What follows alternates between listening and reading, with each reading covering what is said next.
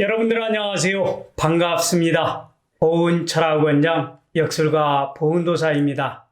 오늘은 말년운에 대박나는 재물관상에 대해서 여러분들과 함께 알아보도록 하겠습니다.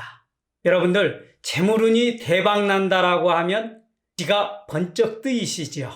오늘 영상 집중해서 잘 들어보시면 여러분들에게도 한 가지 정도 해당이 될 내용이 있습니다. 혹시 그동안 놓치고 계시지는 않았는지 이번 기회를 통해서 꼭 챙기시기를 바라고요. 말년의 재물 대박 관상이 궁금하신 분들은 끝까지 채널 고정해 주시고 시청해 주시길 바랍니다.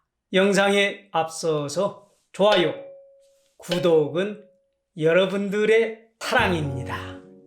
대개 운세를 볼 때는 초년운, 중년운, 말년운으로 크게 세 구간으로 나누어서 보게 되는데요. 초년운은 어린 시절로 부모님의 영향을 받는 시기이고 이때는 본인이 스스로 이룰 수 있는 부분이 상당히 적습니다.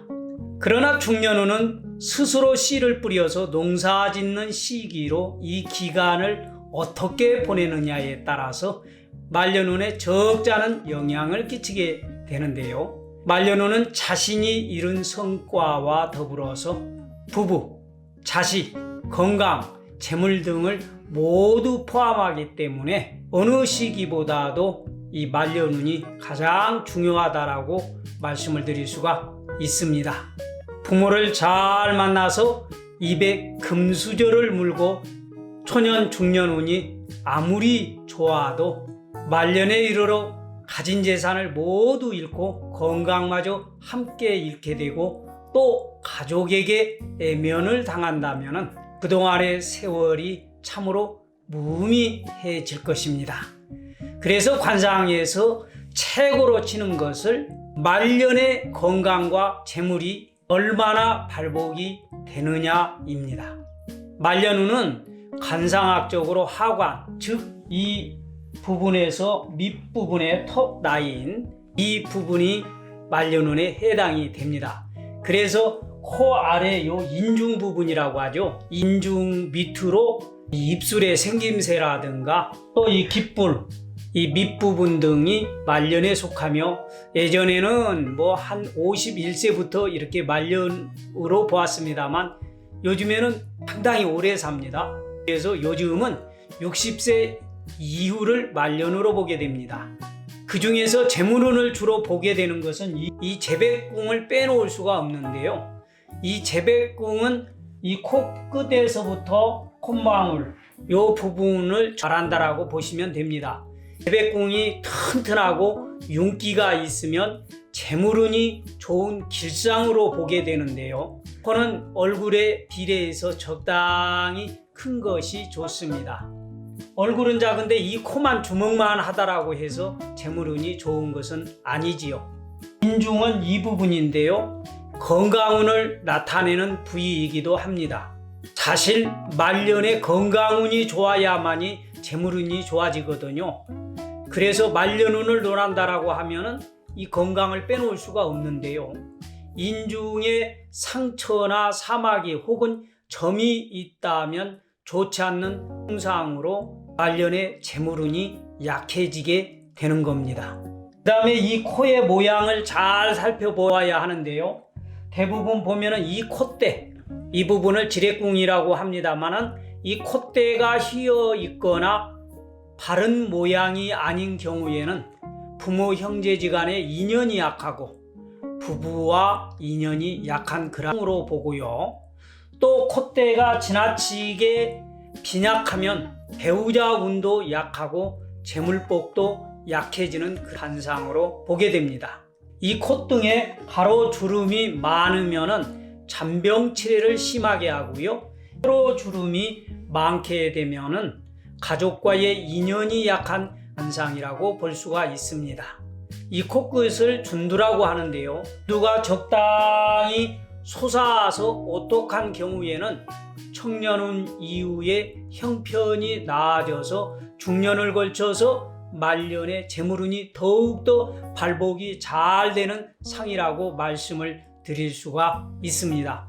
이 코끝이 둥근 모양이면 남에 대한 이해와 배려심이 좋아서 사람 좋다라는 소리를 많이 듣게 되고요. 재물운도 말년에 이르기까지 서서히 발복이 되는 그런 관상이다, 이렇게 말씀을 드릴 수가 있겠네요.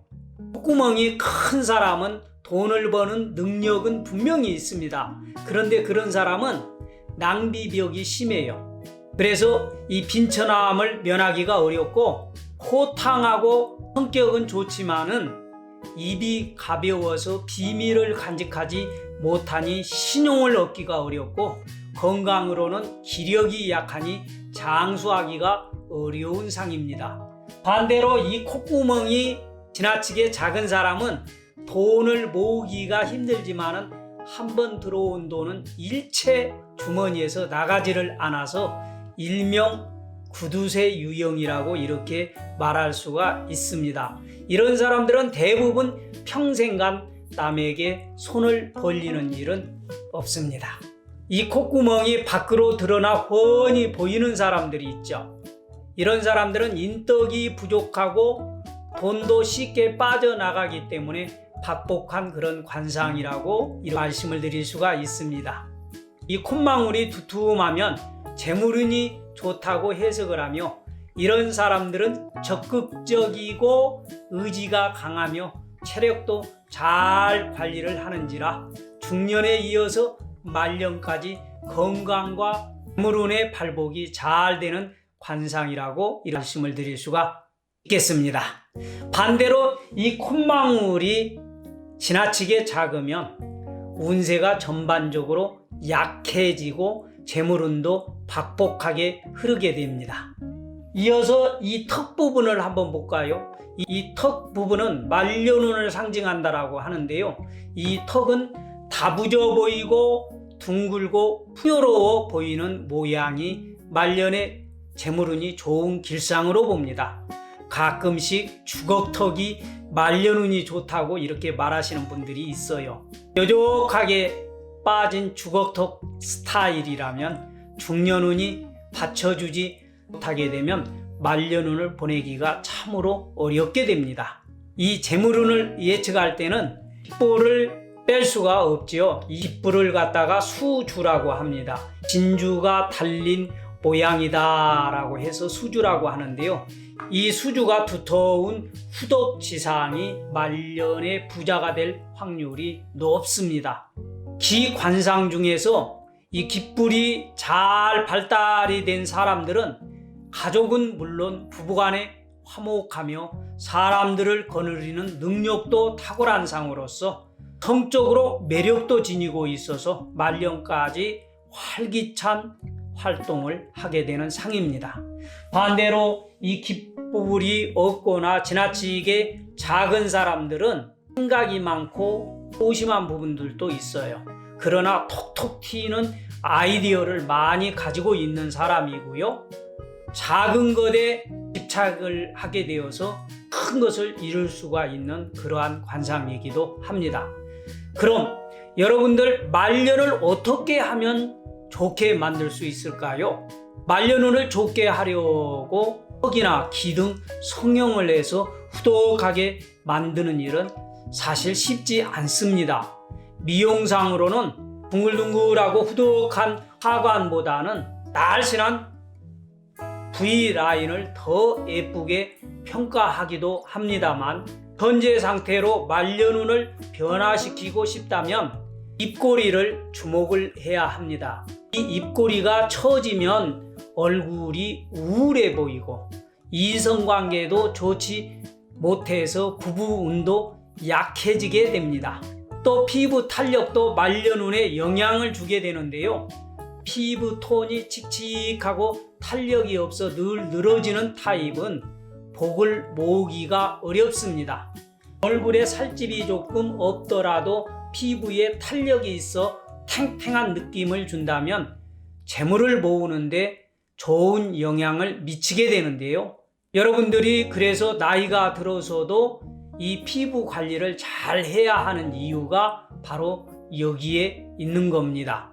이 이마는 대체적으로 초년운을 나타내는 부위이기도 합니다만 꼭 초년운에만 해당이 되는 것은 아닙니다. 말년운도 이 이마를 통해서 보기도 하는데요.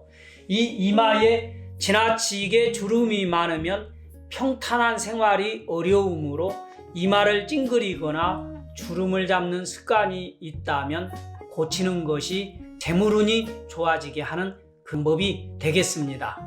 일소일소 일로일로라는 말이 있죠. 한 번 웃으면은 한 번 젊어지고 한 번 화를 내게 되면 한 번 늙는다라는 말인데요. 항상 열심히 웃을 일을 만들어서 습관을 지니면 얼굴 분위기도 바뀌고 말년운도 좋은 쪽으로 변화시킬 수가 있습니다.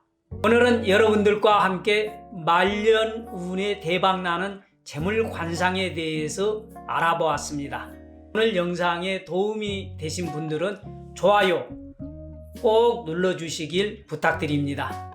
궁금한 내용이나 다른 의견이 계신 분들은 아래 댓글창에 댓글로 의견 남겨주시면 제가 시간이 허락되는 대로 마음을 담아서 꼭 답변을 올려드리도록 하겠습니다.